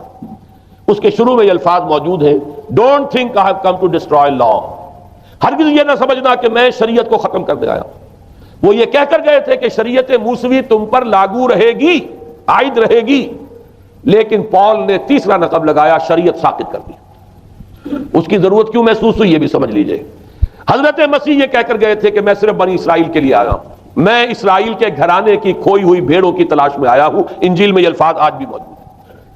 حضرت مسیح نے اپنے حواریین کو جب بھیجا ہے کہ اب جاؤ تبلیغ کرو میری طرف سے، اس کی ہدایتوں میں ایک ہدایت یہ بھی ہے کہ تمہیں صرف اسرائیلیوں تک تبلیغ کرنی ہے، باہر نہیں. میں صرف اسرائیلیوں کی طرف رسول بنا کر بھیجا گیا ہوں. یہ الفاظ بھی موجود ہیں. اگرچہ اس وقت کے انجیل میں جو الفاظ ہیں وہ تو میں سمجھتا ہوں کہ حضرت مسیح علیہ السلام کے شایان شان نہیں ہے، وہاں کوئی نہ کوئی تحریف ہوئی ہے لفظی، اس لیے کہ وہاں تشبیہ یہ دی گئی ہے کہ کوئی اپنے بچے کے حصے کی روٹی جو ہے کتے کے آگے نہیں ڈالتا. گویا کہ جینٹائلز جو ہیں غیر بنی اسرائیلی، انہیں اس جملے کی روح سے انہیں کتوں سے تشبیہ دی جا رہی ہے کہ میرے پاس میرے بچوں کے حصے کی روٹی ہے، میرے بچے ہیں اسرائیلی، میری روٹی جو ہے یہ جو میرے پاس ہے وہ اسرائیلیوں کے لیے ہے. کوئی اپنے بچوں کے حصے کی روٹی کتے کو نہیں کھلاتا. یہ جملہ تو میں سمجھتا ہوں حضرت مسیح کا نہیں ہو سکتا، لیکن یہ ہدایت کہ تمہیں تبلیغ صرف اسرائیلیوں میں کرنی ہے یہ قرآن مجید کی روح سے ثابت ہے. اس لیے کہ قرآن بھی یہ کہتا ہے کہ رسولاً الی بنی اسرائیل، حضرت مسیح علیہ السلام رسول بنا کر بھیجے گئے تھے بنی اسرائیل کی طرف. اس لیے کہ وہ یوں سمجھیے کہ جسے ہمارے ہاں عام اصطلاحات میں علماء کہا کرتے ہیں تاج و تخت ختم نبوت، وہ تاج و تخت ختم نبوت تو ابھی منتظر تھا محمد الرسول اللہ صلی اللہ علیہ وسلم کی آمد کا کہ وہی آئیں گے تو انہی کی بعثت ہوگی پوری نوع انسانی کی طرف. آپ سے پہلے کسی رسول کی بعثت پوری نوع انسانی کی طرف نہیں ہوئی بشمول حضرت مسیح علیہ السلام. ہر جو ہے رسول جو آیا ہے آپ سے پہلے اپنی اپنی قوموں کی طرف آیا ہے. لیکن اس پول نے کیا کیا؟ پہلے تو یہ اصول توڑا. ہم اس دین مسیحی کی یا جو پولزم ہے اس کی اب تبلیغ کریں گے غیر اسرائیلیوں میں بھی. وہاں انہیں دقت پیش آئی. شریعت موسوی بڑی بھاری شریعت ہے. اب وہ بھاری شریعت جو ہے اس کو قبول کرنا تو لوگوں کے لیے آسان نہیں ہے. انہوں نے یہ کیا کہ یہ شریعت تم پر ثابت، شریعت کا بوجھ تم پر نہیں، برڈن آف لا یہ تمہارے لیے نہیں ہے. اور میں یہاں مثال دے دینا چاہتا ہوں، بین ہی تاریخ نے اپنے آپ کو دہرایا ہے. عبداللہ ابن سبا نے جو فتنہ شروع کیا تھا ہمارے ہاں، ہماری تاریخ میں جو اس کے اثرات پھر پیدا ہوئے ہیں ان میں سے ایک جو ہے وہ شکل وہ اسماعیلیت والی ہے کہ اسماعیلیت نے بھی بین ہی یہی شکل اختیار کی ہے. ہندوستان میں آ کر جب اسماعیلی داعیوں نے جب تبلیغ کی ہے تو شریعت ساقط کر دی. آج آپ کو جو اسماعیلی ملیں گے ان کے ہاں کوئی شریعت نہیں ہے، کوئی نماز نہیں، مسجد ان کی ہوتی نہیں، جماعت خانہ ہوتا ہے، وہ کلب گھر ہے، آتے ہیں جمع ہوتے ہیں کھانا کھاتے ہیں، اللہ اللہ خیر صلی اللہ کو باتیں چیتیں کرتے ہیں. ان کے اوپر شریعت ہے ہی نہیں، نہ روزہ ہے نہ نماز ہے. اور بین ہی وہی جو اختیارات میں ابھی آپ کو بتاؤں گا کہ جو پوپ کے ہیں وہی ان کے امام حاضر کے اختیارات. بہرحال تیسری نقب جو میں نے عرض کیا آپ سے وہ یہ تھی کہ شریعت منسوخ، اس کا نتیجہ کیا نکلا؟ اب دیکھیے ذرا غور کیجئے. ایک بہت بڑا خلا پیدا ہو گیا. وہ خلا کون پر کرے گا؟ شریعت کے بارے میں سارے اختیارات اب پوپ کو حاصل ہیں. وہ جس چیز کو چاہے حلال کر دے، جس چیز کو چاہے حرام کر دے، جس چیز کو چاہے قرار دے دے کہ یہ ممنوع ہے، جس چیز کی چاہے اجازت دے دے. اس لیے کہ اب شریعت تو رہی نہیں، خلا ہے، اس میں سوالات تو پیدا ہوں گے. یہ کام کیا جائے یا نہ کیا جائے، کون کرے گا؟ تو جب شریعت ختم ہوئی تو سارا اختیار پوپ کے ہاتھ میں آ گیا ہے. یہ میں بعد میں ذرا اور تفصیل سے بتاؤں گا کہ کیسے کیسے اختیارات پھر مذہبی طبقے کے ہاتھ میں آئے ہیں. اس کے نتیجے میں تاریخ انسانی میں ورسٹ فارم آف تھیوکریسی پیدا ہوئی. تھیوکریسی کسے کہتے ہیں؟ جو آج کی اصطلاح میں گالی ہے، تھیوکریسی. قائد اعظم کے جملے آپ نے کئی پڑھے ہوں گے. اسلام میں کوئی تھیوکریسی نہیں، مذہبی طبقے کی حکومت نہیں ہے اسلام میں، اور 100% درست ہے. تھیوکریسی کہتے ہیں ایک مذہبی حلقے کی، مذہبی طبقے کی حکومت، اس کے ہاتھ میں اختیارات آ جائے. اور قرآن مجید میں اسی وجہ سے ان کے اوپر الزام لگایا گیا اتخذوا احبارهم ورهبانهم اربابا من دون اللہ. انہوں نے اپنے علماء اور صوفیوں کو اللہ کے سوا اپنے معبود بنا لیا. حضرت عدی ابن حاتم رضی اللہ تعالیٰ عنہ جب ایمان لائے، یہ حاتم طائی جو مشہور ہے سخاوت میں، ان کے بیٹے ہیں، قبیلہ طے سے ان کا تعلق ہے. حاتم طائی تو طے سے ہے، ان کے بیٹے عدی ہیں، یہ عیسائی تھے. یہ جب ایمان لائے اور پھر انہوں نے قرآن پڑھا تو انہیں ایک اشکال ہوا کہ قرآن مجید میں تو ہم پر الزام لگایا گیا ہے کہ اتخذوا احبارهم ورهبانهم اربابا من دون اللہ. تو عرض کیا انہوں نے، ڈرتے ڈرتے عرض کیا ہوگا حضور کی خدمت میں کہ حضور یہ بات تو کچھ درست نہیں معلوم ہوتی، ہم نے تو کبھی اپنے علماء اور رہبان کو خدا نہیں سمجھا. وہ اس مغالطے میں تھے کہ جب تک سجدہ نہ کیا جائے چاہے خدا نہیں مانا گیا. حضور نے پوچھا کیا ایسا نہیں ہے کہ جس چیز کو وہ حلال کہتے ہیں تم حلال مان لیتے ہو، جس چیز کو حرام کہتے ہیں حرام مان لیتے ہو؟ جی ہاں یہ تو ہے، یہی تو فرمایا اربابا من دون اللہ ہے. تحلیل و تحریم کا اختیار صرف اللہ کے ہاتھ میں، یا اللہ کے نمائندے کی حیثیت سے اس کے رسول کے پاس ہے جس کو وحی آتی ہے. اس کے بعد کسی کو اختیار نہیں ہے. اجتہاد کر سکتا ہے لیکن اجتہاد کے لیے دلیل دینی ہوگی نص سے. کتاب اللہ سے کوئی دلیل لاؤ، سنت رسول اللہ سے کوئی دلیل لاؤ، استنباط کرو، عقل سے بات کرو. لیکن یہ ہے کہ تحلیل و تحریم یہ خدائی اختیار ہے، اللہ کے ہاتھ میں اس کا اختیار ہے، اور اللہ کے نمائندے کی حیثیت سے زیادہ یہ اللہ کے رسولوں کے ہاتھ میں اختیار آتا ہے، اس کے علاوہ کسی کے لیے کسی اور کے لیے یہ مان لیا گیا تبھی تو ان کو خدا بنا لیا گیا۔ اسی معنی میں آج کی جمہوریت جو ہے وہ بدترین شرک ہے کہ یہاں یہ تسلیم کیا جاتا ہے کہ سوورنٹی جو ہے وہ عوام کی ہے، سوورنٹی آف دی پیپل۔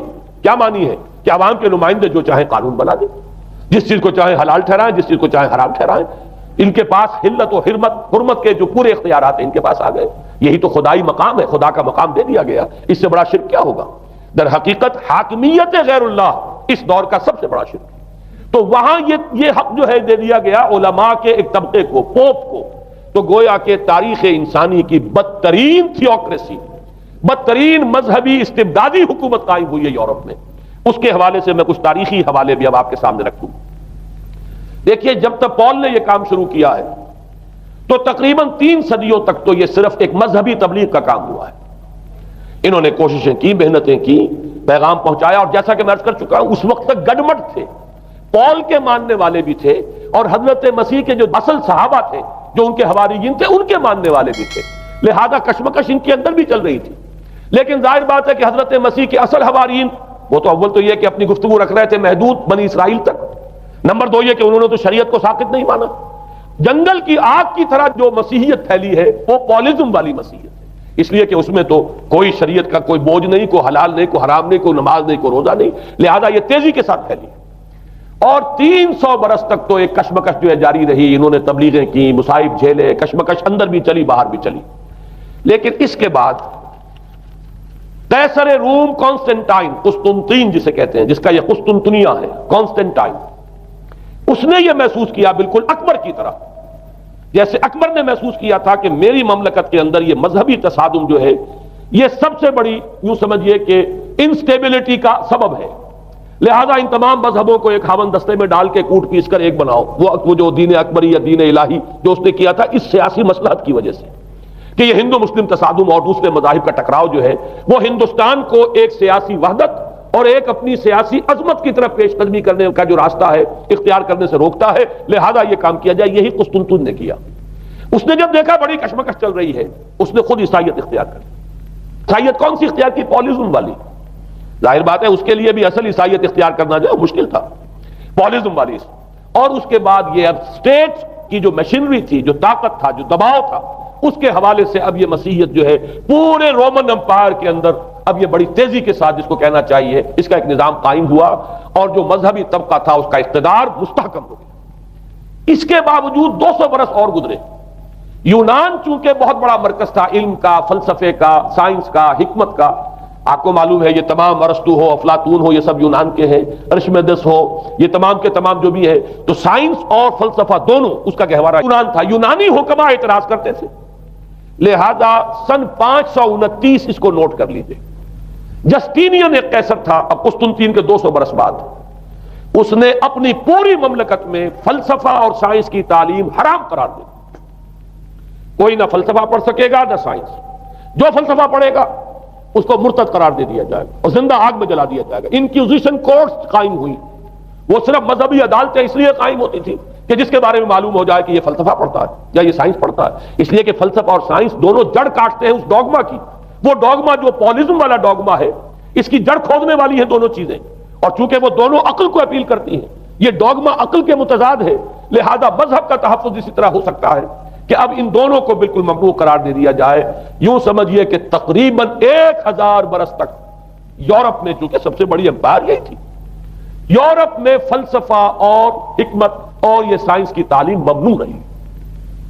یہ ہے در حقیقت سب سے پہلا کام جو جسٹینین نے کیا 529 میں۔ اس کے بعد آگے چل کر پوپ کا جو اقتدار ہے وہ اتنا زبردست بنا ہے، پوپ کو اختیار حاصل ہو گیا جس چیز کو چاہے وہ قانون کا درجہ دے دے، اس لیے کہ شریعت تو ہے نہیں، خلا پوپ کون کرے گا؟ پوپ کو کرے گا۔ پوپ کو اختیار حاصل ہو گیا وہ جس کے گناہ چاہے معاف کر دے۔ اب دیکھیے اگرچہ ویسے تو گناہ پہلے ہی معاف ہو گئے کہ جس نے مسیح کو مان لیا گناہ تو معاف ہو گئے اگلے پچھلے سب، لیکن یہ کہ پھر بھی ایک خلش رہ جاتی ہے انسان کے دل میں، چونکہ ایک اخلاقی حص انسان کے اندر اللہ نے پیدا کی ہوئی ہے۔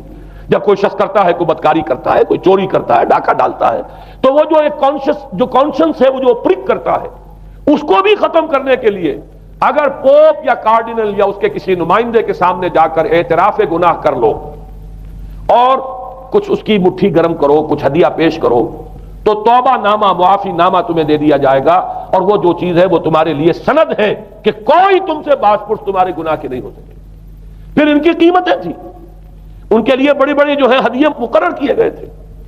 تیسری چیز، بائبل کا اول تو یہ کہ مفہوم جو ہے وہ کوئی سند نہیں ہے، اس لیے کہ بائبل ہانٹ کر رہی تھی نا، اولڈ ٹیسٹمنٹ بھی ہے، یہ حضرت مسیح کی یہ 4 انجیلیں بھی ہیں، یہ تعلیم کچھ اور ہے، لہذا بائبل جو ہے وہ سند نہیں ہے، سند پوپ کا جو ہے فرمان وہ سند ہے۔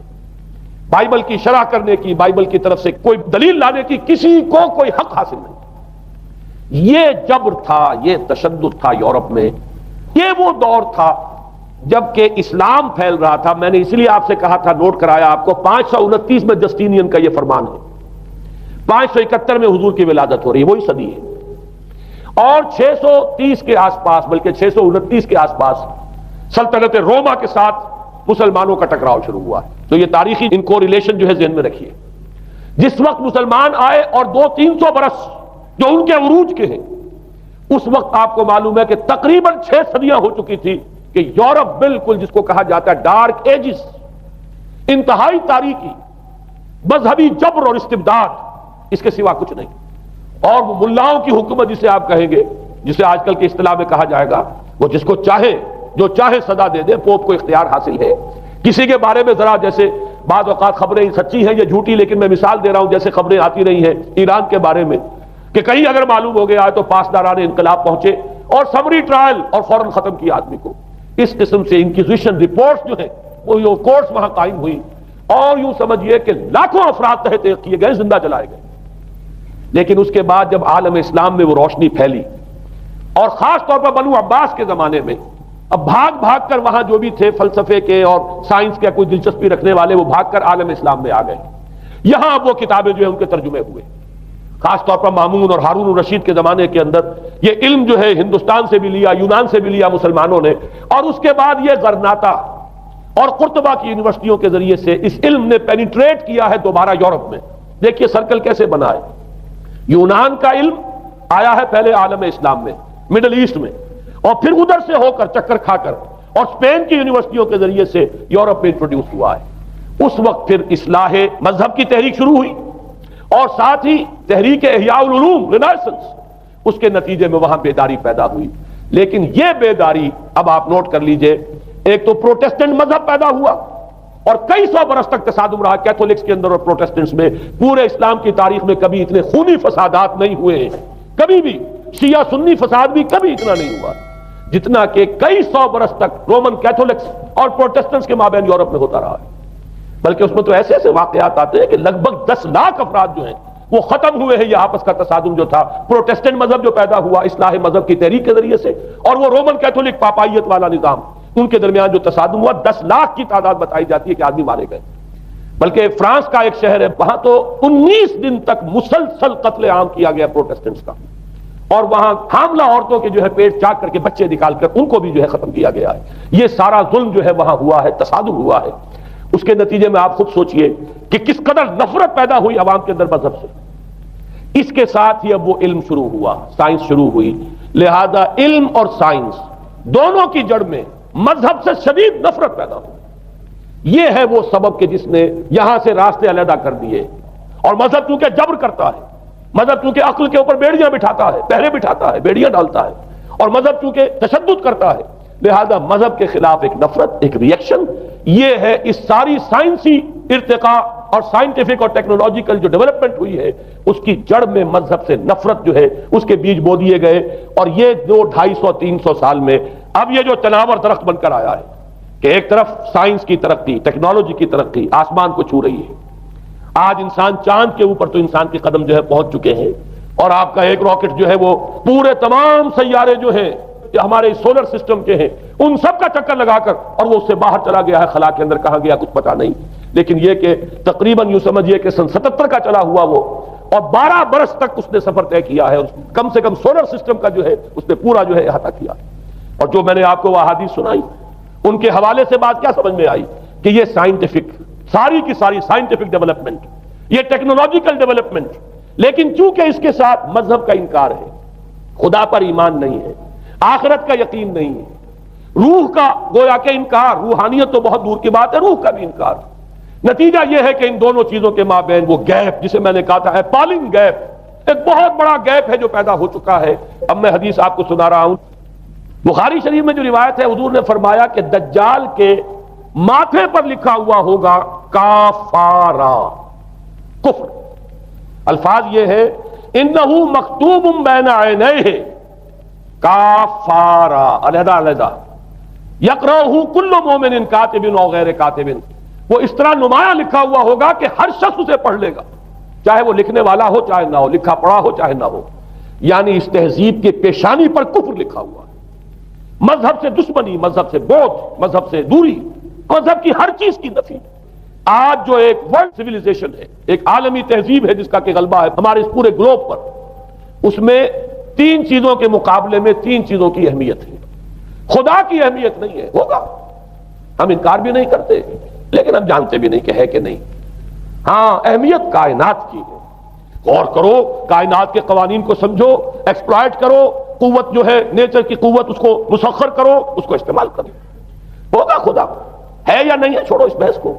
اصل اہمیت جو ہے وہ کائنات کی۔ اسی طرح اصل اہمیت اس جسم کی ہے، مادے کی ہے۔ روح ہوگی کوئی شے ہمیں نہیں پتا، نہ ہم دیکھ سکتے ہیں، نہ ہم اسے چھو سکتے ہیں، نہ چکھ سکتے ہیں، ہوگی، لیکن یہ کہ اصل جو ہے اہمیت وہ مادے کی اور جسم کی، اس کی فکر کرو۔ اسی طریقے سے حیات دنیاوی، اصل شے حیات دنیاوی، اس کو بناؤ، سنوارو، بہتر سے بہتر زندگی گزارو، ویلفیئر سٹیٹ ہو، بہت ہی عمدہ ماحول ہو اور ہر چیز کو، لیکن حیات اخروی ہوگی، اب تو آرام سے گزرتی ہے، آخرت کی خبر خدا جانتا ہے یا نہیں ہے، اس سے ہمیں کوئی بحث نہیں۔ تین چیزوں کے مقابلے میں تین چیزوں کی اہمیت، یا یوں کہیے کہ تین چیزوں کے مقابلے میں مقابل کی تین چیزوں کو بالکل غیر اہم، اس کی طرف کوئی توجہ ہی نہیں۔ توجہ کا ارتکاز کائنات پر ہے، ذات باری تعالیٰ پر نہیں۔ ذات و صفات باری تعالیٰ ایک صرف علمی موضوع ہے، اصل توجہ کی شے کائنات ہے۔ روح ہوگی کوئی شے، اصل شے جسم ہے اور مادہ ہے۔ حیات اخروی ہمیں نہیں پتا، کسی نے واپس آ کر خبر نہیں دی مرنے کے بعد، لہذا ہم نہیں کہہ سکتے ہے کہ نہیں ہے۔ البتہ یہ کہ حیات دنیا بھی تو ہے، اس کو مضبوطی کے ساتھ تھامو، اس کو بہتر بناؤ۔ توجہ کا اصل ارتکاز حیات دنیاوی پر ہے۔ یہ ہے وہ گلوبل سویلائزیشن جو در حقیقت یورپ سے ابھری، اور یورپ سے ابھری ہے، اس کی بنیاد میں مذہب کی دشمنی موجود تھی۔ جو رد عمل تھا در حقیقت اس پاپائیت کے نظام کا، جو پولزم کے ذریعے سے دنیا میں قائم ہوا، یہ وجہ ہے۔ اور آج انسان جہاں کھڑا ہے، غور کیجئے، انتہائی ہولناک جنگ جو ہے وہ اس کے سر پر ایک خطرے کے طور پر مسلط ہے۔ دو جنگیں اس ایک صدی میں ایسی ہو چکی ہیں جنہیں اپنے ورلڈ وار 1 اور ورلڈ وار 2، اتنے بڑے پیمانے پر قتل و غارت دنیا میں پہلے کبھی نہیں ہوئی، اس لیے کہ پہلے فوجوں کی جنگیں ہوتی تھی، آبادیوں پر جا کر کہیں کوئی قتل عام ہو گیا، ورنہ یہ کہ قبضہ لیا، پہلے وہ کسی اور کی ریت تھے، اب کسی اور کی ریت ہو گئے۔ آیا بابر آیا، اس نے پانی پت کے میدان کے اندر ابراہیم لودھی کو شکست دے دی، دلی میں آ کر اس نے کسی کا خون نہیں بہایا، بس وہ آ کے تخت پر قابل ہو گئے۔ کہیں کہیں ہوئے ہیں فتنے یا پھر عذاب الہی آتے رہے ہیں کہ رسولوں کے انکار کی سزا کے طور پر قومیں نسیہ منسیہ کی گئی ہیں، لیکن جنگیں جو دنیا میں ہوتی تھی، وہ جنگوں کا معاملہ جو ہے وہ اس نوعیت کا ہوتا تھا، وہ فوجوں کے درمیان ٹکراؤ ہوتا تھا، میدان جنگ میں کشتوں کے پشتے لگتے تھے، لیکن اس کے بعد نہیں ہو گیا، کہیں کسی نے بہت غصہ نکال لیا۔ لیکن اس صدی میں اب جو جنگیں ہوئی ہیں اس سے تو ملک کے ملک تہس نہس ہوئے، آبادیاں ختم ہوئی ہیں، اور جو تیسری جنگ ہوگی یہ جان لیجئے، آخر انسان کب تک اسے ٹالے گا؟ رشیا کے بارے میں یہ سمجھنا کہ وہ پیچھے ہٹ گیا ہے، پشپائی اختیار کر لی، اس نے بہت بڑی حماقت ہے۔ وہ در حقیقت اب ڈپلومیسی کی راہ سے سپریمیسی چاہتا ہے، لہذا تصادم تو ہو کر رہنا۔ مولانا مناظر حسن گیلانی رحمۃ اللہ علیہ کے خیالات جو ہیں وہ مجھے اس سورہ کہف کے ابتدائی آیات کے ضمن میں مجھے ان سے اتفاق ہے، اور بہت سی چیزیں ان سے ماخوذ ہیں۔ اسی طریقے سے جو حدیث اب میں آپ کو بتا رہا ہوں، میرے سامنے اس کا متن نہیں ہے، مولانا حامد میاں رحمۃ اللہ علیہ انہوں نے مجھے یہ بتایا تھا کہ جو میں نے جمع کیے ہیں حالات و واقعات، قیامت سے پہلے جو حالات و واقعات پیش آنے والے ہیں، جن کی پیشین گوئی احادیث میں ہے، ان سے معلوم ہوتا ہے کہ ایک بہت بڑی خوفناک جنگ ہو، اتنی بڑی خوفناک جنگ۔ اور ان کے الفاظ یہ ہے کہ اس میں دونوں فریق جو ہوں گے ان میں بڑی تعداد عیسائیوں کی ہوگی، ادھر بھی ادھر بھی، ایک طرف البتہ عیسائیوں کے ساتھ مسلمان بھی ہوں گے، یہودی بھی ہوں گے، اور دوسری طرف خالص عیسائی طاقت ہوگی، اور ان کے درمیان اتنی خوفناک جنگ ہوگی۔ الفاظ ان کے یہ ہے اس حدیث کے جو انہوں نے مجھے بتائے کہ ایک پرندہ سینکڑوں میل تک پرواز کرے گا اور اسے سوائے لاشوں کے اور کچھ نظر نہیں آئے، آپ تصور کیجئے اگر ایٹمک وار ہو جاتی تو یہی ہوگا، تہس نہس ہو جائے گا، معاملہ ختم ہو کر رہ جائے گی چیز۔ اور یہ چیز جو ہے یہ بہرحال یہ جتنا کچھ پائل اپ کیا گیا ہے، یہ ڈسٹرکٹیو فورس سائنس کی یوں سمجھیے کہ معراج اب یہی ہے۔ اب تو سٹار وارز کی باتیں ہو رہی ہیں کہ صرف زمین پر نہیں، باہر بھی یہ جنگیں ہمیں لڑنی پڑیں گی، لیکن یہ کہ اس کا کیا حال ہوگا۔ امریکہ میں ایک پکچر تیار کی گئی تھی، دی ڈے آفٹر غالباً اس کا نام ہے، اس میں ایک نقشہ دکھایا گیا ہے اس قدر ہولناک کہ یہ 100 اونچی منزلہ عمارتیں جو ہے یہ ایسے جیسے کہ کچے گھروندے ہوتے ہیں، ایسے وہ پگھل کر رہ جائیں گی، اور یوں سمجھیے کہ انسان جو ان کے اندر ہوں گے، ایک ایک منزل کے اندر، ایک ایک ایسی 100 منزلہ عمارت کے اندر ہزاروں آدمی ہوتے ہیں، جیسے کہ کوئی ایسی کالونی ہو کوئی ان کی چیوٹیوں کی، اور اس پوری کالونی کو آپ اپنے پاؤں سے مسل دیں، ایسے انسانوں کا حال ہو اگر وہ جنگ ہو جاتی جس کا نقشہ کھینچا گیا ہے۔ یہ ہے در حقیقت وہ بات کہ جو مولانا مناظر حسن گیلانی فرما رہے ہیں ان آیات مبارکہ میں، وَيُنذِرَ الَّذِينَ قَالُوا اتَّخَذَ اللَّهُ وَلَدًا، تاکہ خبردار کر دے یہ قرآن ان لوگوں کو جنہوں نے کہا ہے کہ اللہ نے بیٹا بنایا، بدترین شرک کا جنہوں نے ارتکاب کیا، اور اسی ولدیت مسیح کے عقیدے سے وہ ساری کرپشن جو ہے دین خداوندی کی، دین مسیح کی اصل جو دین تھا اس کی جو ہوئی ہے، اور اس کے نتیجے میں آج نوع انسانی وہاں کھڑی ہے۔ اسی لیے آیت نمبر 2 میں فرمایا وَيُنذِرَ بَأْسًا شَدِيدًا مِّن لَّدُنْهُ، تاکہ خبردار کر دے ایک بہت بڑی جنگ سے۔ ہمارے اکثر مفسرین نے یہاں پہ ایک بہت بڑا عذاب کہہ کر جو ہے وہ گزر گئے ہیں، لیکن واحد یہ لفظ ہے قرآن مجید کا یہ مقام ہے جہاں لفظ باس آیا ہے، اور مولانا مناظر حسن گیلانی نے بحث کی باس تو جنگ کو کہتے ہیں، قرآن مجید میں جہاں بھی یہ لفظ آیا جنگ کو کہتے ہیں۔ تو ایک بہت بڑی ہولناک جنگ جس کے لیے فرمایا من لدن ہو، یہ تمہارے اپنے پیمانوں پر نہیں آئے گی، یہ تمہارے حساب کتاب میں نہیں آ سکتا جو ڈسٹرکشن ہوگی۔ جیسے کہ آپ علم لدنی کہتے ہیں، ایک علم وہ ہے جو جانے بوجھے طریقے سے حاصل کیا جاتا ہے، ایک علم لدنی ہے جو خاص اللہ تعالیٰ اپنے کسی بندے کو عطا فرما دے۔ اس جنگ کی جو ہلاکت خیزی ہے وہ تمہارے حساب کتاب میں آنے والی نہیں ہے۔ لِيُنذِرَ بَأْسًا شَدِيدًا مِّن لَّدُنْهُ وَيُبَشِّرَ الْمُؤْمِنِينَ الَّذِينَ يَعْمَلُونَ الصَّالِحَاتِ أَنَّ لَهُمْ أَجْرًا حَسَنًا مَّاكِثِينَ فِيهِ أَبَدًا۔ البتہ اللہ تعالیٰ بچائے گا اپنے اہل ایمان بندوں کو جو نیک عمل پر بھی قائم۔ اب میں وہ حدیث آپ کو سنا دوں، میں نے پہلے بخاری کی حدیث آپ کو سنا دی کہ اس پورے فتنے کے معلوم ہوگا کہ اس کی دونوں آنکھوں کے مابین کافارا لکھا ہوا ہے، کفر، گویا کہ یہ سمبل ہے، یہ علم ہے، یہ علامت ہے اس جدید موجودہ تہذیب کی، کفر، الحاد، مادہ پرستی، خدا کا انکار، آخرت کا انکار، روح کے وجود کا انکار۔ اس کے بعد فرمایا، یہ ابو داؤد کی روایت ہے، فواللہ، تو خدا کی قسم وہ وقت جب آئے گا، ان الرجل لیاتیہ وہو یحسب انہ مومن، ایک شخص حاضر ہوگا اس کے پاس، دجال کے پاس، اور وہ شخص اپنے آپ کو مومن سمجھتا ہوگا کہ مومن ہے، فَيَتَّبِعُهُ بِمَا يُبْعَثُ بِهِ الشُّبْهَاتِ، لیکن جو شبہات اس فتنے کی وجہ سے اس کے اندر پیدا ہو جائیں گے اس کی وجہ سے وہ بھی اسی کی پیروی کرے گا۔ آج آپ عالم اسلام کا نقشہ دیکھ لیجئے، ذہنوں کے اندر جو شبہات ہیں، ایمان کے بارے میں یقین کی کیفیت کتنوں کو حاصل ہے، وہی ساری ہماری بھی ویلیوز ہیں، وہی مادی تہذیب جو ہے آج ہم بھی اسی کے پیروکار ہیں، سمجھتے ہیں اپنے آپ کو مسلمان، سمجھتے ہیں مومن، لیکن ذرا تجزیہ کیجئے۔ اسی کو میں نے اپنے اس کتابچے میں اسلام کی نشرت ثانیہ میں تفصیل سے واضح کیا کہ در حقیقت رگوں پے میں سرایت کر گئی ہے یہ تہذیب، بظاہر جو ہے نظر آتا ہے جیسے روئے ارضی پر، زمین کے اوپر تو آپ کو کہیں اونچائی نظر آ جائے گی، کہیں نیچائی نظر آ جائے گی، کہیں پانی ہے کہیں خشکی ہے، ذرا اوپر چلے جائیں تو ہوا ہے، ہوا کا غلاف پورے کرۂ ارضی کو اپنے اندر لیے ہوئے۔ یہی حال ہے ہر ملک میں، آپ چلے جائیں نیچے کے لوگوں میں کچھ مذہب نظر آ جائے گا تھوڑا بہت۔ ہندوستان میں بھی اگر کوئی مندروں میں جاتا تو گھٹیا آدمی جاتے ہیں، بیچارے نیچ لوگ جاتے ہیں، بڑا لوگ آدمی کوئی نہیں جاتا۔ ہمارے ہاں بھی جا کے ہوتے ہیں مساجد میں سفارا تو غریب، پردہ رکھتے ہیں اگر کوئی تمہارا تو غریب۔ شہروں میں کاروباری طبقہ ضرور ایسا ہے جو نماز روزے کے ساتھ اس کا ایک شوق ہے، لیکن آپ جا کے دیکھ لیجئے دیہات کے اندر کیا حال ہے۔ تو معلوم یہ ہوا کہ نیچے تو شاید کچھ نہ کچھ فرق ہے، یہ مسلمان ملک ہے، یہ ہندو ملک ہے، یہ فلاں ملک ہے، یہ بدھ مت کا ملک ہے، لیکن اوپر چلے جائیں یعنی ہر ملک کے اوپر جو ایلیٹ ہے، جو اعلیٰ تعلیم یافتہ، جو آپ کی ملٹری اور سول بیوروکریسی ہے ٹاپ کی، وہ تو ایک ہی رنگ میں رگے ہوئے، ان کا لباس وہی، ان کا رہن سہن وہی، ان کا تمدن وہی، نام کا فرق اگر نہ ہو تو پتہ نہیں چلے گا یہ مسلمان ہے کہ ہندو ہے کہ سکھ ہے، پر پتہ چلے گا وی پی سنگھ نام ہے تو پتہ چلے گا کہ ہندو ہے، لیکن یہ کہ باقی اس کی وضاحت، اس کا لباس، اس کا اٹھنا بیٹھنا، آپ کے ہاں یہ تو کچھ عوامی دور میں آ کے کرتا شلوار جو ہے وہ آئی ہے، لیکن وہ بھی اندرون ملک ہوتی ہے، باہر جا کر ہمارے اپنے ان لوگوں کے جو لباس ہوتے ہیں، آپ کو دیکھیے کہاں فرق معلوم ہو جائے گا کہ کون مسلمان ہے اور کون ہندو اور کون پارسی ہے اور کون عیسائی۔ تو معلوم یہ ہوا کہ اوپر ایک ہی گلوبل سیویلائزیشن ہے جس کا دور دورہ ہے، اور اس سیویلائزیشن کے ماتھے پر لکھا ہوا ہے کافارا. اس میں وہ ایمان نہیں ہے، اس میں الحاد ہے، مادہ پرستی ہے، کفر ہے. اس میں آخری حدیث جو میں آپ کو سنا رہا ہوں، حضور نے فرمایا آخر من یخرج الیہ النساء، اس فتنے کی طرف پیش قدمی کرنے والا آخری طبقہ ہوگا عورتوں کا. وہ جب اس تہذیب کی طرف لپکیں گے، یہ طبقہ جب آگے بڑھے گا، یہ جو ہمارے ہاں بھی جلوس نکلتے ہیں، شریعت کا مذاق اڑانے والے جلوس، اسلامی احکام کی نفی کرنے والے جلوس نکلتے ہیں، اور ان کے جس طریقے سے ڈسپلے ہوتا ہے اخبارات کے اندر، جتنا ان کے لیے اعزاز ہے، جتنی ان کے لیے یہاں پر تکریم ہے ہمارے معاشرے کے اندر، اس کو پیش نظر رکھیے.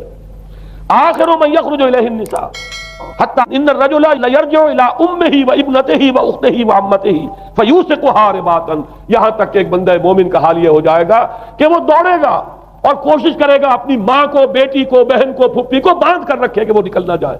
یہ حال ہو جائے گا کسی شخص کا. آج کتنے لوگ بے بس ہو چکے ہیں، اب وہ باندھ کر رکھنے والے بھی گویا کہ ہتھیار ڈال چکے، ورنہ یہ کہ ایک دور تھا کہ کچھ نہ کچھ باندھ کر رکھنے والے تو تھے، لیکن اب تو آزادی کی صورت آئی ہے تو باندھ کر رکھنے والے جو ہے وہ ہار مان چکے. اب تو آپ دیکھیں گے اچھے بھلے نظر یہ آتا ہے، داڑھی رکھی ہوئی ہے، خود جو ہے وہ مذہبی مزاج کے ہیں، لیکن بالکل بے پردہ کو خاتون جو ہے ان کے اسکوٹر کے پیچھے بیٹھی ہوئی یا ان کے کار کے اندر ان کی برابر کی سیٹ کے اوپر بیٹھی ہوئی جا رہی ہے. بے پردگی، یہ اباحیت، ہمارے اخبارات کا جو حال ہے اس کو دیکھیے. خدا کے لیے یہ رنگین صفحات بند کرو، لیکن مجال ہے جو کسی کے کان پر جوں تک نہیں دی.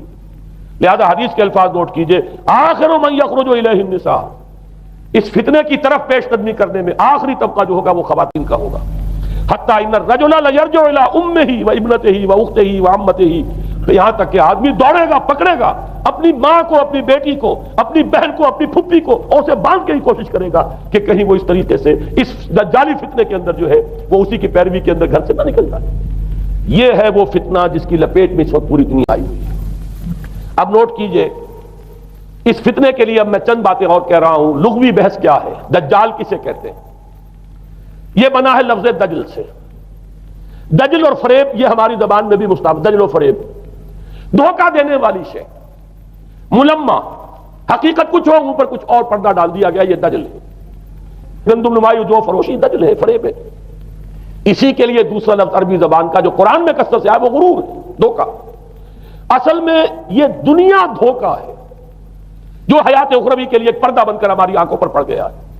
میں وہ آیات اب آپ کو جلدی سے سنا رہا ہوں. فرمایا وَمَا الْحَيَاةُ الدُّنْيَا إِلَّا مَتَاعُ الْغُرُورِ، سورہ آل عمران میں بھی آیت آئی، سورہ حدید میں. لوگوں سن لو، یہ دنیا کی زندگی سوائے دھوکے کو کچھ نہیں. میں بعد میں عرض کر دوں گا کہ ایک دوسرا رخ بھی ہے دنیا کی زندگی کا، لیکن اس وقت یہ آیات سن لیجئے. غرتکم الحیات الدنیا، تمہیں دھوکے میں ڈال دیا اس دنیا کی زندگی نے. یہ سورہ جاسیہ کی آیت نمبر 35 ہے. غرتہم الحیات الدنیا، انہیں دھوکے میں ڈال دیا دنیا کی زندگی نے. یہ سورہ انعام میں آیت نمبر 70 بھی ہے، آیت نمبر 130 بھی ہے.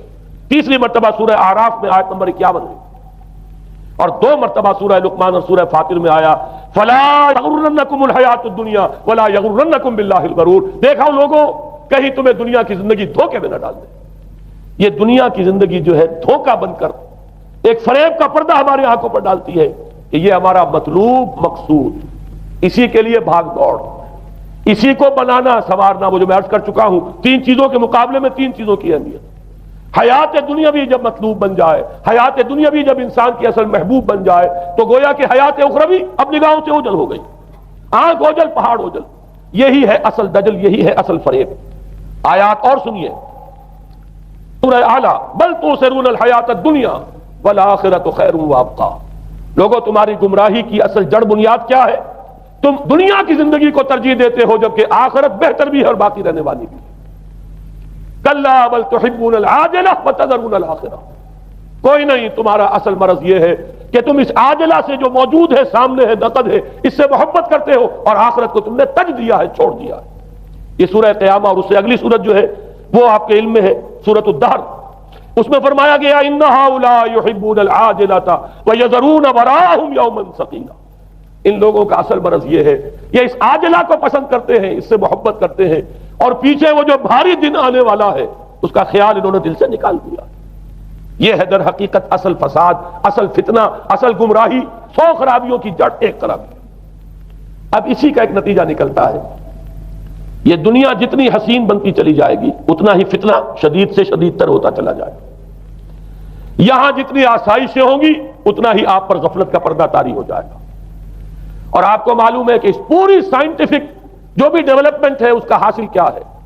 یورپ میں جائیے واقعتاً دنیا بڑی حسین بن چکی ہے، امریکہ میں جائیے واقعتاً بہت حسین دنیا ہے، ابو ظبی میں جائیے بڑی حسین نظر آئے گی دنیا، کارنیشز جس طریقے کے آباد ہیں۔ یہ دنیا کا حسن جتنا بڑھے گا اتنا ہی یہ آنکھوں پر اور بھاری پردہ ڈال دے گی، آخرت سے آپ کو غافل کر دے گی۔ یہی دجل ہے، یہی فریب ہے، یہی فتنہ دجالی ہے۔ یہی وجہ ہے، دیکھیے یہ جو آیات آج میں بیان کر رہا تھا اس میں آخر میں فرمایا انا جعلنا ما علی الارض زینۃ لہا لنبلوہم ایہم احسن عملا۔ ہم نے اس زمین کے اوپر جو کچھ ہے اسے اس کا بناؤ سنگھار بنا دیا ہے، زینت بنا دیا ہے، تاکہ ہم جانچیں پرکھیں امتحان لیں کون ہے اچھے عمل کرنے والا۔ یعنی رخ روشن کے آگے شمع رکھ کر وہ یہ کہتے ہیں ادھر جاتا ہے دیکھیں یا ادھر پروانہ آتا ہے۔ اللہ تعالیٰ نے اسی امتحان میں ہمیں ڈالا ہے۔ اس دنیا کی یہ زینت ہے، زیبائش ہے، آرائش ہے، چمک دمک ہے، یہاں کی رونقیں ہیں، ان کو دیکھ کر آدمی ہل جاتا ہے، انہی کے پیچھے پڑ جاتا ہے، حلال سے حرام سے، جائز سے ناجائز سے، صحیح سے غلط سے، جس طرح بھی ہو یہ رونقیں میں بھی زیادہ سے زیادہ اپنے گھر میں لے آؤں، میں بھی اپنے ہاں وہ آسائشیں فراہم کر لوں، میں بھی یہ تمام چیزیں جو ہے جمع کر لوں۔ اسی کے لیے انسان اپنا نہ صرف یہ کہ پوری زندگی کا اثاثہ اسی میں انویسٹ کر بیٹھتا ہے بلکہ دیانت، شرافت، ان سب کو بھی داؤ پر لگاتا ہے۔ انا جعلنا ما علی الارض زینۃ لہا لنبلوہم ایہم احسن عملا۔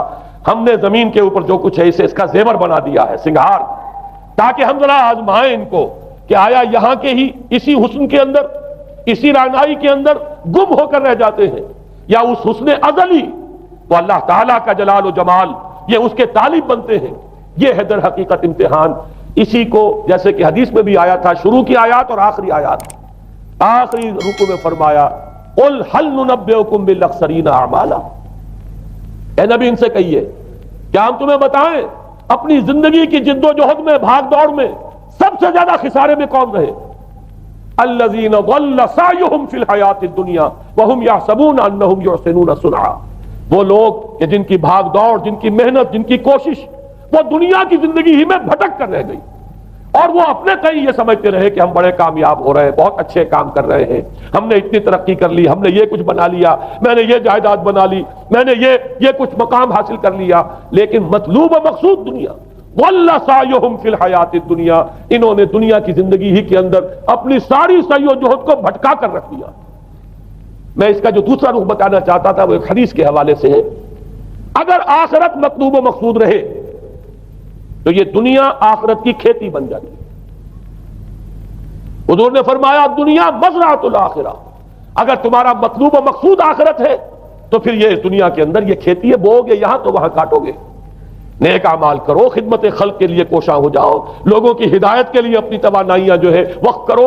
خیرکم من تعلم القرآن وعلمہ، اس دنیا میں محنت کرو گے تو آخرت میں اجر و ثواب پاؤ گے۔ الدنیا مزرعۃ الآخرہ، اگر آخرت مطلوب و مقصود ہو تو دنیا بڑی قیمتی ہے، اس کا ایک ایک لمحہ بڑا قیمتی ہے۔ تو حیات دنیا بھی نہ صرف یہ کہ غیر حقیقی نہیں بلکہ بہت قدر و قیمت کی حامل، لیکن اگر پردہ پڑ گیا، آخرت نگاہوں سے اوجھل اور دنیا ہی مطلوب و مقصود، تو یہ دھوکے کی ٹٹی ہے۔ وَمَا الْحَيَاةُ الدُّنْيَا إِلَّا مَتَاعُ الْغُرُورِ، نہیں ہے دنیا کی زندگی مگر دھوکے کا سامان۔ غرتہم الحیات الدنیا، غرتکم الحیات الدنیا، لا تغرنکم الحیات الدنیا، دیکھنا یہ دنیا کی زندگی کہیں تمہیں دھوکے میں نہ ڈال دے۔ آخری بات عرض کر رہا ہوں، یہی وجہ ہے سورہ بنی اسرائیل میں بھی آخری لفظ جو پہلے رکوع میں وہ کیا تھا؟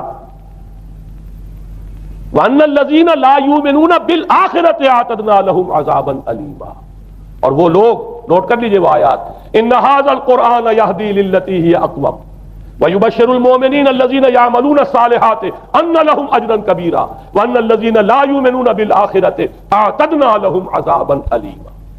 یہاں پر ایمان بالآخرہ جو ہے اس کو اہمیت دی گئی ہے۔ جو لوگ آخرت پر یقین نہیں رکھتے ان کے لیے ہم نے دردناک عذاب فراہم کیا۔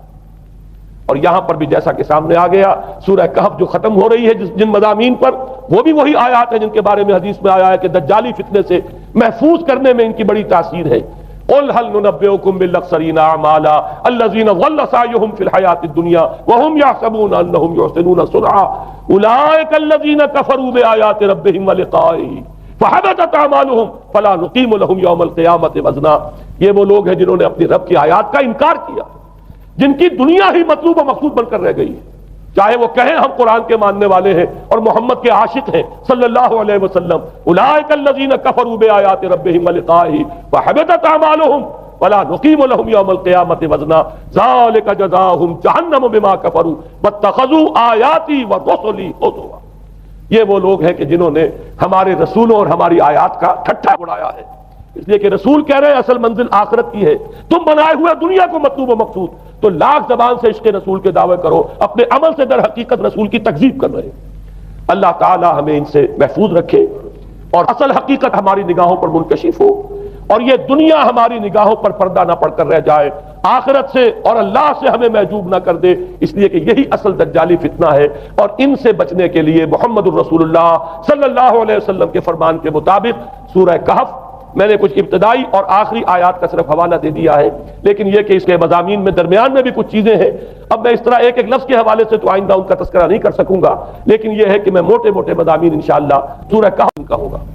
حتی ان الرجل لیرجع الی امہ و ابنتہ و اختہ و عمتہ، یہاں تک کہ آدمی دوڑے گا، پکڑے گا اپنی ماں کو، اپنی بیٹی کو، اپنی بہن کو، اپنی پھپھی کو، اور اسے باندھ کے ہی کوشش کرے گا کہ کہیں وہ اس طریقے سے اس دجالی فتنے کے اندر جو ہے وہ اسی کی پیروی کے اندر گھر سے نہ نکل جائے. یہ ہے وہ فتنہ جس کی لپیٹ میں اس وقت پوری دنیا